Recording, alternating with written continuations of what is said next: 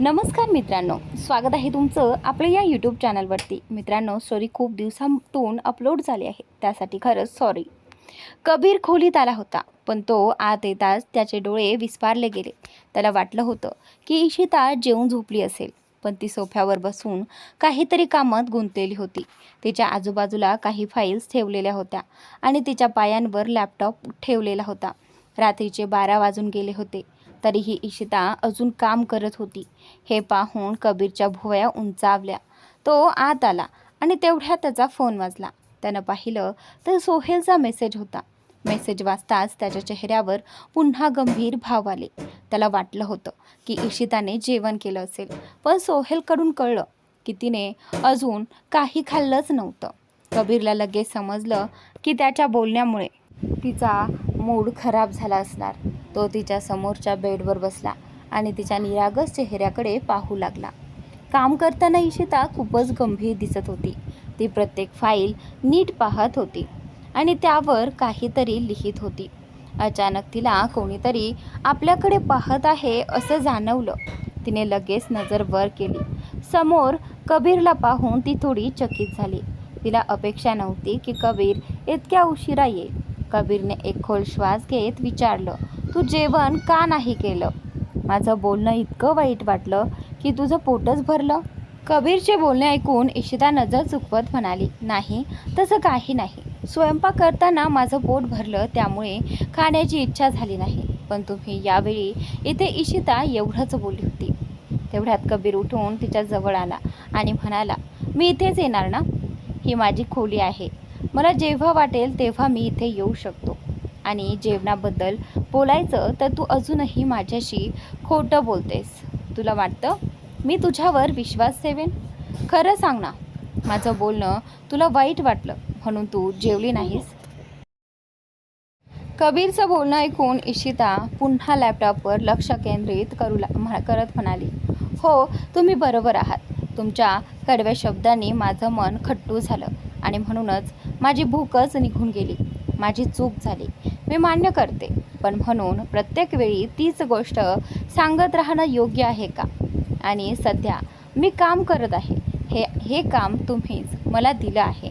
जर ते पूर्ण नाही झालं तर ऑफिसमध्ये मला पुन्हा ऐकावं लागेल. त्यामुळे कृपया मला डिस्टर्ब करू नका.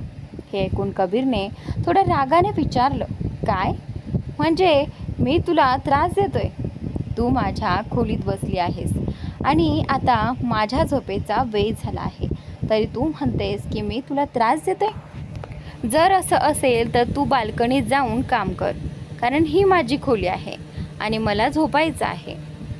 मला माझ्या खोलीत बाहेरचं कोणीही नको आहे. हे बोलून कबीर बेडवर जाऊन बसला. कबीरचं बोलणं ऐकून इशिताने आपल्या फाईल्सकडे पाहिलं. तिचं काम जवळजवळ अर्ध पूर्ण झालं होतं आणि उरलेलंही ती पूर्ण करायचं ठरवत होती. पण कबीरने तिला खोलीत राहू दिलं नव्हतं. म्हणून इशिता काहीही न बोलता आपलं सगळं सामान घेऊन बाल्कनीत गेली. कबीरला वाटलं होतं की काहीतरी बोलेल, वाद घालेल, पण ती शांतपणे निघून गेली. हे पाहून तो अधिकच चिडला. त्याने मूठ आवळली आणि स्वतःशीच म्हणाली, अखेर किती दिवस असंच चालणार? तू मला किती दिवस इग्नोर करणार? अरे हो, मीच तुला इग्नोर करतोय, तरीही तू अजूनही असा ॲटिट्यूड दाखवतेस. मला वाटलं होतं तुला तुझ्या चुकीची जाणीव झाली असेल आणि तू परत माझी पत्नी बनशील, माझ्यावर हक्क गाजवशील. पण तू तर माझं सगळं ऐकतेस, जणू काही तू नोकराणी आहेस. नाही इशिता, असं चालणार नाही. तू नोकराणी नाहीस, तुला पुन्हा माझी पत्नी बनावं लागेल. इशिता, कबीर खन्ना बनून माझ्यावर हक्क गाजवावा लागेल. आणि जोपर्यंत तू तसं करत नाहीस तोपर्यंत मी तुला सोडणार नाही. उद्या पाहतोच मी, जर तू उद्या माझ्या पत्नीप्रमाणे वागली नाहीस, तेही माझ्या सांगण्याशिवाय, तर मग मी तुला सोडणार नाही. असं विचार करत त्याने बाल्कनीकडे पाहिलं. बाल्कनीत इशिता रागाने आपलं सामान टेबलावर ठेवून कामाला लागली. लॅपटॉपवर काम करताना ती स्वतःशीच पुटपुटत म्हणाली, ते स्वतःला काय समजतात? चूक माझीच आहे. हे मान्य आहे, पण म्हणून प्रत्येक वेळी टोमणे मारणं योग्य आहे का? आणि त्यांनी मला बाहेरची व्यक्ती म्हटलं म्हणजे मी त्यांच्यासाठी परकी आहे का? नाही, असं चालणार नाही. मला काहीतरी करावंच लागेल. ते मला पुन्हा पुन्हा दुखावू शकत नाहीत. त्यांना हे समजायला हवं की तेही चुकीचं वागत आहेत. मी माझी चूक सुधारायचा प्रयत्न करते, पण ते मला त्रास देत आहेत. तेही बरोबर नाही. त्यांना हे समजायला हवं की मी त्यांना सोडून जाऊ शकत नाही. पण जर मी पुन्हा चूक केली तर ते माझ्याबद्दल अजूनच वाईट विचार करतील आणि मी जे प्रयत्न करते ते सगळे व्यर्थ जाईल. देवा, काय करावं हे समजत नाही. त्यांना समज दे, जेणेकरून ते मला अशा कडव्या गोष्टी बोलणं थांबवतील. कारण त्यांच्या प्रत्येक शब्दाने मला खूप वाईट वाटतं. कधीकधी एकटी बसून खूप रडावं, पण घरात तसंही करता येत नाही. जर केलं असतं तर आणखी ऐकावं लागेल. म्हणूनच आता माझे लक्ष कामावर ठेवणं हाच एक पर्याय आहे. कारण जर कामात चूक झाली तर ते मला पुन्हा बोलण्याची एकही संधी सोडणार नाहीत. हे बोलून इशिता खूपच गंभीर झाली आणि सर्व कागदपत्र नीट वाचून त्यावर काम करू लागली. काम करताना तिला मध्येच खूप झोप येत होती. रात्रीचे 2 वाजले होते. तिचं काम जवळपास पूर्ण झालं होतं. शेवटचं काम संपत आलं होतं. इतक्यातच तिच्या डोळ्यांवर झोप आली आणि ती तशीच सोफ्यावर लॅपटॉप हातात घेऊन बसल्या बसल्या डोळे मिटून झोपी गेली. इकडे इशिता झोपल्यानंतर कबीर आपल्या बेडवर बळबळ करत झोपण्याचा प्रयत्न करत होता.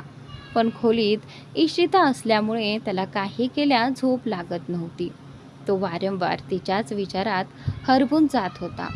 रात्रीचे 3 वाजले होते आणि त्याला वाटत होतं की कदाचित इशिता अजूनही काम करत असेल. त्याला थोडा रागही आला, पण त्याने स्वतःला सावरलं. तरीही त्याला झोप येत नव्हती.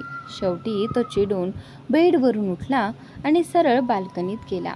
इशितावर ओरडण्यासाठी त्याने तोंड उघडलं, पण त्याची नजर तिच्या झोपलेल्या निरागस चेहऱ्यावर पडली. ती खूपच गोड दिसत होती. तिच्या पायांवर लॅपटॉप ठेवलेला होता आणि एक फाईल तिच्या छातीवर ठेवलेली होती. तिचा एक हात लॅपटॉपवर होता तर दुसरा सोफ्यावर पडला होता.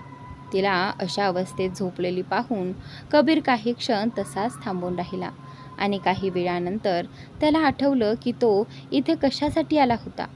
तो हलकासा हसला आणि तिच्या जवळ गेला. तिच्या पायांवरचा लॅपटॉप उचलून टेबलावर ठेवला आणि छातीवरची फाईल अलगद बाजूला केली.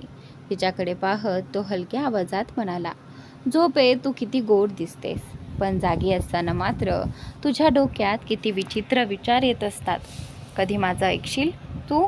5 वर्षांपूर्वीही तू मला असंच दुर्लक्ष करायचीस. माझं काही ऐकत नव्हतीस आणि आजही तेच चाललं आहे. उद्या तुला सगळं सांगतो. आत्ता तरी तुला शांत झोपू देतो, कारण तू झोपेत खूपच सुंदर दिसतेस. हे म्हणत कबीरने इशिताला अलगद आपल्या बाहुपाशात उचललं आणि तिला घेऊन बेडरूममध्ये गेला. तिला बेडवर झोपवलं आणि स्वतः तिच्या शेजारी जाऊन झोपला. त्याला माहिती होतं, जर इशिता उठली आणि स्वतःला त्याच्या जवळ पाहिलं तर ती नक्कीच आश्चर्यचकित होईल आणि कदाचित आनंदीही होईल. पण कबीरही हुशार होता. त्याने फोनमध्ये अलाराम लावला, तिच्याकडे एक नजर टाकली आणि तिच्या कपाळावर हलकासा किस करून तिला मिठीत घेत झोपून गेला.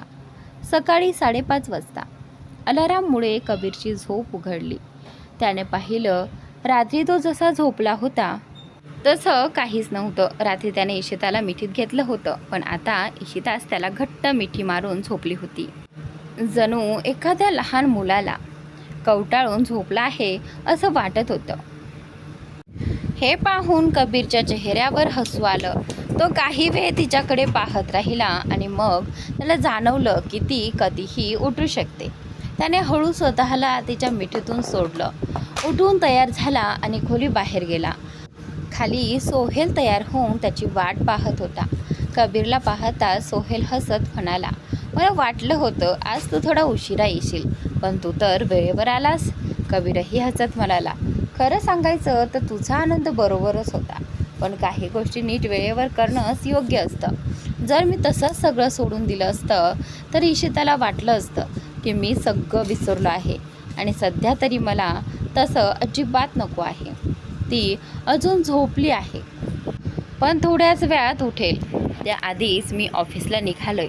आज खूप महत्त्वाची मीटिंग आहे आणि त्यात इशिताही तिथे असेल. मला तूही तिथे हवा आहेस.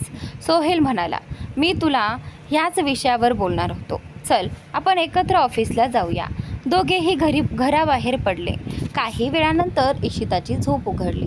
तिने स्वतःला कबीरच्या बेडवर पाहिलं. ती थोडी आश्चर्यचकित झाली. मी इथे कशी आले हा विचार तिच्या मनात आला. मग तिला वाटलं कदाचित कबीरनेच तिला इथे आणलं असेल. हा विचार करताच तिच्या चेहऱ्यावर हलकी स्मितरेषा उमटली. ती मनातच कल्पना करू लागली की कबीरने तिला कसं उचलून आणलं असेल. तेवढ्यात दरवाजावर टकटक झाली. अनया बाहेर उभी होती आणि इशिताच्या चेहऱ्यावरचं हसू पाहत होती. इशिता भानावर आली आणि लगेच खाली उतरून म्हणाली, अनया तू इथे? काही काम होतं का?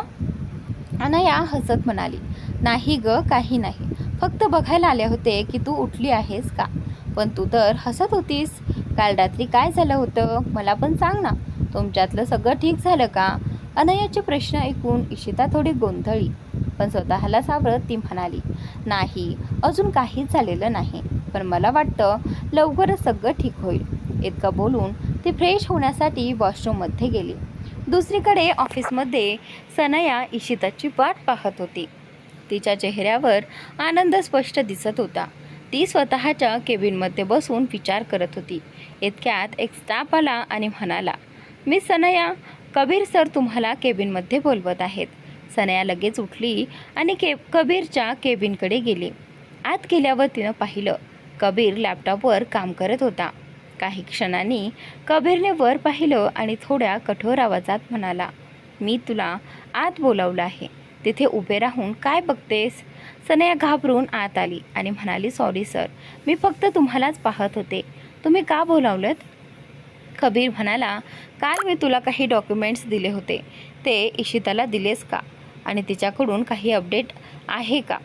सनया हसत म्हणाली, हो सर, मी फाईल इशिताला दिली होती. ती काम पूर्ण करून येत असेल. मी थोड्याच वेळापूर्वी तिच्याशी बोलले. तेवढ्यात दरवाजा उघडला आणि एक स्टाफ कॉफी घेऊन आत आला. कबीरने त्याला आत येण्याचा इशारा केला. स्टाफ पुढे येत असताना सनयाच्या डोक्यात काहीतरी खटकलं आणि तिने जाणीवपूर्वक आपला पाय पुढे केला. त्या गोंधळात स्टाफचा पाय घसरला आणि गरमागरम कॉफी थेट कबीरच्या पायांवर सांडली. आपल्याकडून किती मोठी चूक झाली आहे हे लक्षात येताच तो घाबरून उठला आणि लगेच कबीरची माफी मागत म्हणाला, मला माफ करा सर, प्लीज मला माफ करा. स्टाफ इतका घाबरलेला पाहून कबीर शांतपणे म्हणाला, काही हरकत नाही, चुका होतच असतात. तू जा, माझ्यासाठी दुसरी कॉफी घेऊन ये, मी हे सांभाळतो. या क्षणी त्याला राग आला असता तर तो कदाचित स्टाफवरच काढला असता. पण त्याने तसं केलं नाही, कारण त्याला माहिती होतं की या स्टाफची काही चूक नाही. त्याच्याकडे काम करणारे सर्व कर्मचारी त्याच्यापासून खूप घाबरतात. कोणीही मुद्दाम असं काही करण्याची हिंमत करणार नाही. कबीरचं ऐकून स्टाफ घाईघाईने ट्रे आणि कप उचलून तिथून निघून गेला. स्टाफ गेल्यावर सनया हातातला रुमाल घेऊन कबीर जवळ बसली आणि त्याच्या गुडघ्याजवळ सांडलेली गरम कॉफी पुसत म्हणाली, सर, तुम्ही इतके का त्रास करून घेताय? द्या ना, मी साफ करते. कॉफी गरम आहे. तुमचे पाय जळाले असतील. तुम्ही सांगाल तर मी क्रीम लावते. मेडिकल बॉक्स कुठे आहे ते सांगा, मी घेऊन येते. हे बोलताना सनया मुद्दाम कबीरच्या पायांना स्पर्श करू लागली. जणू ती त्याला आकर्षित करण्याचा प्रयत्न करत होती. कबीरला तिचा हेतू लगेच समजला. तो काही बोलणार इतक्यात केबिनचा दरवाजा उघडला आणि इशिता फाईल हातात घेऊन असिस्टंट रवीसोबत आत आली. हसत गप्पा मारत येत होते. पण आतलं दृश्य पाहताच दोघेही थबकले. त्यांच्या चेहऱ्यावरची स्मितरेषा क्षणात नाहीशी झाली. इशिताला कधीच वाटलं नव्हतं की कबीर तिच्याशिवाय कोणाला इतकं जवळ येऊ देईल. कबीरने पाहिलं की इशिता रागाने सनयाकडे पाहत आहे. तेव्हा त्याने मुद्दाम ओठांवर हलकी खट्याळ स्मित ठेवत सनयाकडे पाहून म्हटलं, तुला खरंच माझी इतकी काळजी आहे की तू माझ्यावर क्रीम लावणार आहेस? ठीक आहे, आणि खरं सांगायचं तर काम करून माझे हातही खूप थकले आहेत, त्यामुळे मला स्वतः क्रीम लावणं जमत नाही. तूच मदत करते आहेस तर मी तुला का नाही म्हणू. मला तर आणखीनच बरं वाटेल. कबीरचं बोलणं ऐकून सनया खुश झाली. तिला वाटलं तिचा प्रयत्न यशस्वी झाला, पण रवी मात्र गोंधळला होता.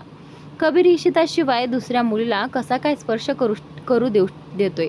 आतापर्यंत सनया कबीरला कपड्यांवरूनच स्पर्श करत होती. आता क्रीम लावण्यासाठी कबीरला पॅन्ट गुडघ्यापर्यंत वर करावी लागणार होती आणि सनया स्वतः त्याच्या गुडघ्यांवर क्रीम लावणार होती. हे सगळं पाहून इशिता संतापली होती. तिला सनयाबद्दल प्रचंड राग आणि तिरस्कार वाटत होता.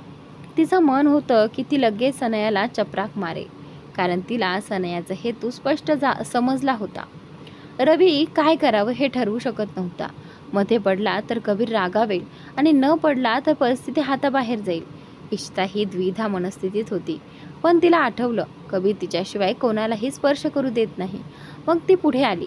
सनयाच्या हातातून क्रीम घेत हसत म्हणाली, सनया मॅडम, तुम्ही इतकी का काळजी करताय? मी आहे ना, मी लावते क्रीम. आणि हो, तुमच्या केबिनमध्ये एका क्लायंटचा कॉल आला होता. मी बोलले तर ते म्हणाले की त्यांना तातडीने तुमच्याशी बोलायचं आहे. कृपया तुम्ही एकदा तो कॉल अटेंड करा.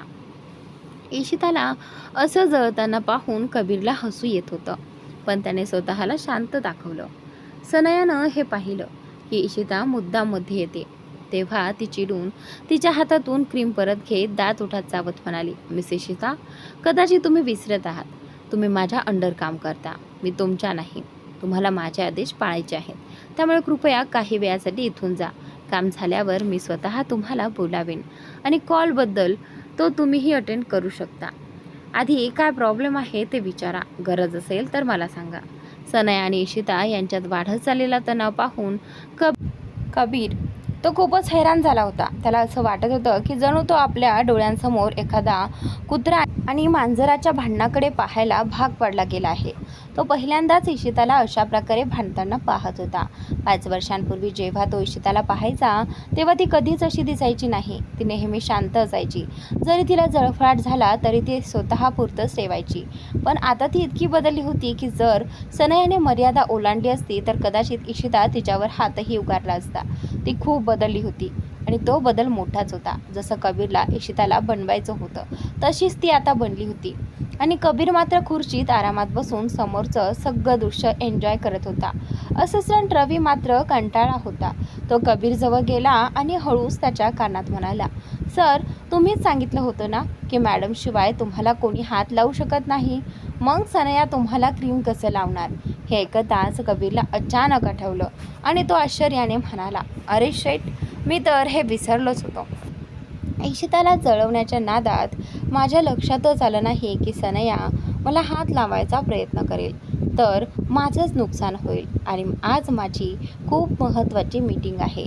तू एक काम कर, त्या दोघींना माझ्या केबिनमधून बाहेर काढ. कबीरचं बोलणं ऐकून रवी हसत म्हणाला, का सर, आता मूव्ही बघायची नाही का? तुम्हीच तर दोघींमध्ये भांडण लावून आरामात मज्जा घेत होतात आणि आता कळलं की सनया तुम्हाला टच करू शकत नाही तर मला सांगताय की त्यांना बाहेर काढा. तुम्ही स्वतः एकदा ऑर्डर द्या ना, कदाचित त्या स्वतःच निघून जातील. हे ऐकून कबीरने तोंड वाकडं करत म्हणाला, जितकं सांगितलं आहे तितकंच कर. जास्त हुशारी दाखवायचा प्रयत्न करू नकोस, नाहीतर चांगलं होणार नाही. कबीरचं बोलणं ऐकून रवी हलकासा हसला आणि इशिता व सनयाच्या मध्ये येत म्हणाला, लेडीज प्लीज थांबा. तुम्ही दोघी कुत्रा मांजरासारखं का भांडताय? मी आहे ना सरांचा पर्सनल असिस्टंट. मी त्यांना औषध लावतो. तुम्हाला त्रास करण्याची गरज नाही. तुम्ही दोघी जाऊन तुमचं काम सांभाळा. थोड्या वेळात मीटिंग आहे आणि त्यात तुम्हाला दोघींनाही उपस्थित राहायचं आहे. काय होणार आहे हे तुम्हाला आधीच माहिती आहे, त्यामुळे आधी त्यावर लक्ष द्या. बाकी मी पाहतो. रवीचं बोलणं ऐकून इशिताला थोडा शांतपणा वाटला. तिला कबीरला औषध लावता येणार नाही, चालेल, पण सनयालाही लावणार नाही, हे तिच्यासाठी महत्त्वाचं होतं. आता रवीने सगळं हाताळलं होतं, त्यामुळे इशिता काहीही न बोलता सनयाकडे दुर्लक्ष करून केबिनच्या बाहेर निघून गेली. पण सनया मात्र खूप नाराज झाली होती. तिला खूप रागही आला होता. इशितामुळे तिचा सगळा प्लॅन फसला होता. नाहीतर आज ती कबीरला काही प्रमाणात तरी आपल्या बाजूला खेचली असती. पण तिच्याकडे दुसरा पर्याय नव्हता. त्यामुळे तीही नाराजीने बाहेर निघून गेली. दोघी बाहेर गेल्यानंतर कबीर उठला आणि त्याच्या कपड्यांकडे पाहू लागला. कॉफी सांडल्यामुळे ते खराब झाले होते. तो रवीकडे पाहत म्हणाला, तू मीटिंग रूमची तयारी कर, मी कपडे बदलून येतो. इतकं बोलून तो निघणारच होता. तेवढ्यात रवीने त्याला थांबवत म्हणाला, हे घ्या औषध. तुमचा पाय जळत असेल ना, तर ते लावायला हवं. हे ऐकून कबीरने डोळे बारीक करत म्हणाला, माझी बायको बनायचा प्रयत्न करू नकोस. तू जितकी काळजी करत आहेस, मी अगदी ठीक आहे. जितकं सांगितलं आहे तितकंच कर, असं म्हणत कबीर शांतपणे आपल्या केबिनमधल्या रूममध्ये निघून गेला. तर मित्रांनो, आजचा भाग इथे पुढील भाग नक्की पहा.